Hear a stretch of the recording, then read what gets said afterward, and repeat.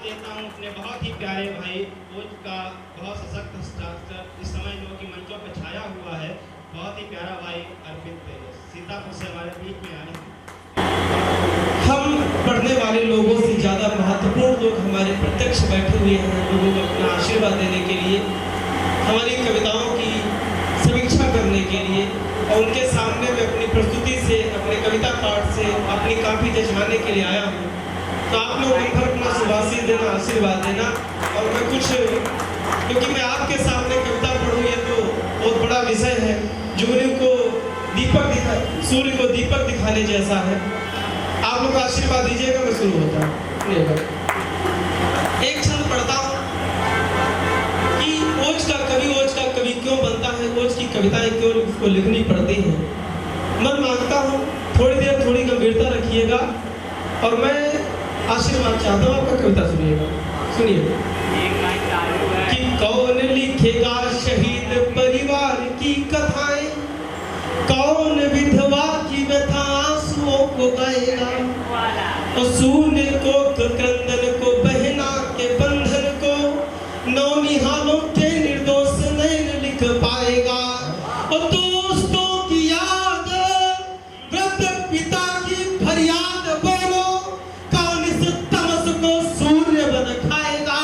और कभी तुम कर्ज भूल लिखने लगे सौंदर्य, कौन फिर फर्ज देशभक्त का निभाएगा, कौन फिर फर्ज देशभक्त का निभाएगा।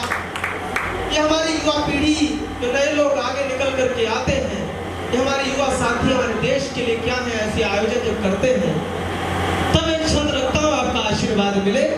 सुनिएगा कि प्रत्येक कार्य में प्रवीण और तुम भयहीन। आप सभी का मन मानता हूँ कि प्रत्येक कार्य में प्रवीण और तुम भयहीन, होनहार हो भविष्य और स्वाभिमान हो। हे जवान सूर्य सम तेजवान दिनमान, तानसेन की हो तान और ब्रह्म ज्ञान हो। अचल हो उत्थान आसमान की हो शान, राष्ट्र के हो वरदान निधि के निधान हो। और राम काज हेतु जो है, राम काज हेतु जो है, लांग जाते सिंधु को भी, ऐसे वीर आप हनुमान के समान हो, ऐसे वीर आप हनुमान के समान हो। आपसे कहीं मुझे कोई गुजारिश नहीं करनी, कहीं निवेदन नहीं करना कि आपको आशीर्वाद कब देना है, क्योंकि आप लोग इतना जानते हैं कि इस पंक्ति पर, किस कविता पर, कहां पर कितना आशीर्वाद देना है।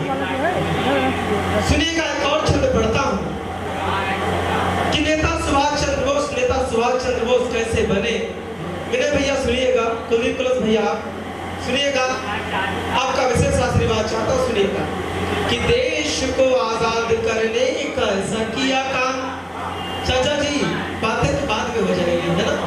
कि देश को आजाद करने का ऐसा किया काम, पत्थरों में सोया भगवान जगने लगा।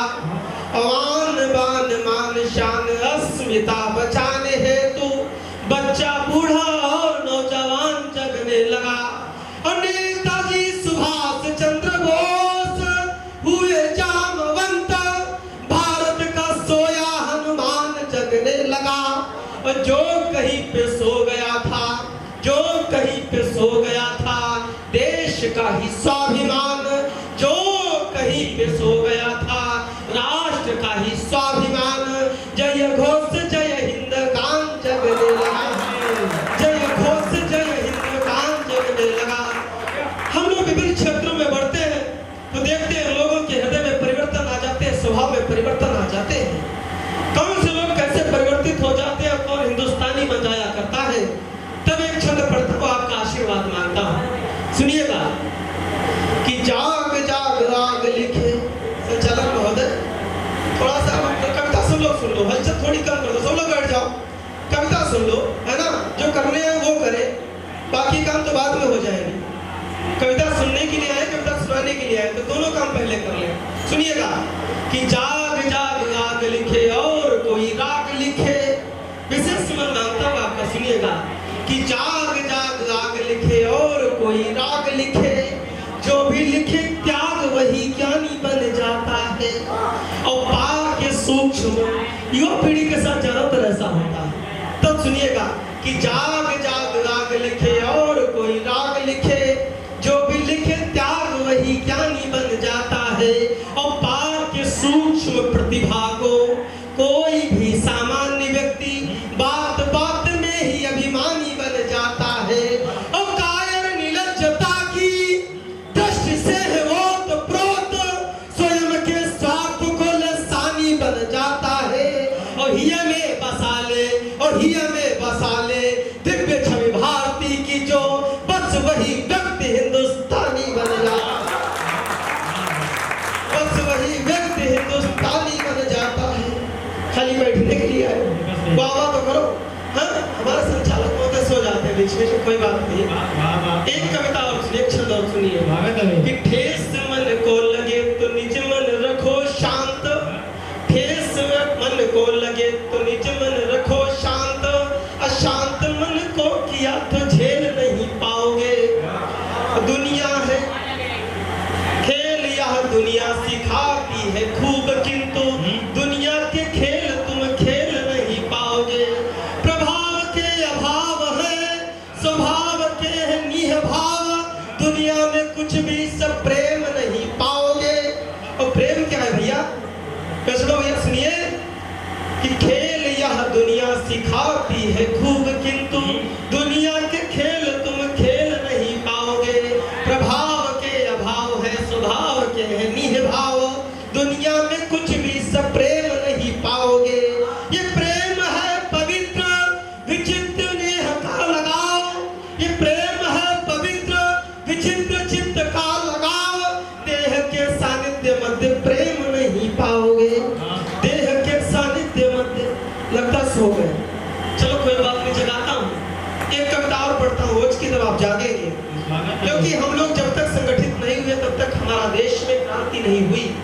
और जब तक हम लोग सनातनी परंपरा के लोग, हम लोग भारत के रहने वाले लोग जब जब संगठित हुए तब तक देश में क्रांति आई। सुनिएगा, थोड़ी सी चहल पहल कम करो, मन बनाओ, ताली बजाओ, एक बार देखें आप लोग सुन रहे हैं, आवाज पहुंच रही नहीं पहुंच रही? सुनिएगा, एक कविता सुनो। माइक सही हो? माइक सही हो गया? चलो, पहले गड़बड़ था, हमें नहीं पता, सेटिंग गड़बड़ थी, सेटिंग गड़बड़ थी, तुमने कर ली भाई? अच्छा हो गई, चलो सुनिएगा कविता। कविता सुनिएगा, और कविता अच्छी लगे तो मन बनाना, आशीर्वाद देना। कि भाषाई स्वच्छता का मानक केवल वर्ण नहीं हो सकता, भगवानों का परिचय केवल महंगा स्वर्ण नहीं हो सकता। एक गरीब की कुटिया केवल त्याग नहीं दर्शाती है, इंद्रधनुष की सर्व छटाएं भाग नहीं दर्शाती है, घनानंद का मद केवल चाणक्य नहीं उपजाता है। चंद्रगुप्त का शौर्य सुनो, हर युग में गाया जाता है, और भूखे रहना राणा की वह रोटी याद दिलाती है। सरस्वती दत्तू सुनिएगा कि भाषाई स्वच्छता का मानक केवल वर्ण नहीं हो सकता, धनवानों का परिचय केवल महंगा स्वर्ण नहीं हो सकता, एक गरीब की कुटिया केवल त्याग नहीं दर्शाती है, इंद्रधनुष की सर्व छटाएं भाग नहीं दर्शाती है, और घनानंद का मद केवल चाणक्य नहीं उपजाता है। चंद्रगुप्त का शौर्य सुनो, हर युग में गाया जाता है, और भूखे रहना राणा की वह रोटी याद दिलाती है। मनुष्यों हाँ धिक्कार तुम्हें, दुख में जीना बतलाती है, अतिशोक्त नहीं उल्लास नहीं, अंतस में दिव्य प्रकाश नहीं, जब तक न सुरक्षित देश मेरा तब तक इस तन में श्वास नहीं, और तुम भिन्न रहे सम्यकता से तो फिर संभाले जाओगे, यदि ऐसा ही रहा तो फिर चुन चुन कर मारे जाओगे। यदि ऐसा ही रहा तो फिर चुन चुन कर मारे जाओगे। संचालक महोदय अगर आदेश हो तो एक और कविता सुना दे।